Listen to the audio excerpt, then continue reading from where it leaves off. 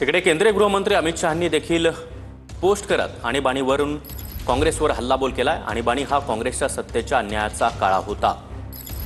25 जून 1975 रोजी लादलेल्या आणीबाणीमध्ये देशवासियांना ज्या वेदना आणि यातनांमधून जावे लागलं त्याची जाणीव नवीन पिढीला व्हावी यासाठी मोदी सरकारनं या दिवसाला संविधान हत्या दिवस असं नाव दिलंय। आणीबाणी ही राष्ट्रीय गरज नव्हती तर लोकशाही विरोधी मानसिकतेचं प्रतिबिंब होतं। प्रेस स्वातंत्र्य आणि न्यायव्यवस्थेचे हात बांधले गेले आणि सामाजिक कार्यकर्त्यांना तुरुंगात टाकण्यात आलं। देशवासियांनी सिंहासन सोडाचा नारा दिला आणि हुकुमशाही काँग्रेसला उखडून टाकलं।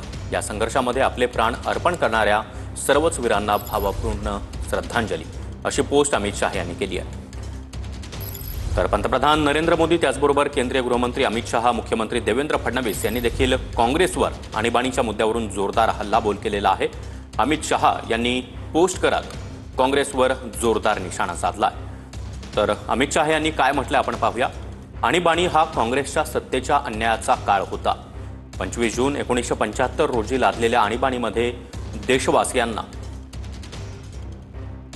ज्या वेदना आणि यातनांमधून जावं लागलं त्याची जाणीव नवीन पिढीला व्हावी यासाठी मोदी सरकारनं या दिवसाला संविधान हत्या दिवस असं नाव दिलंय।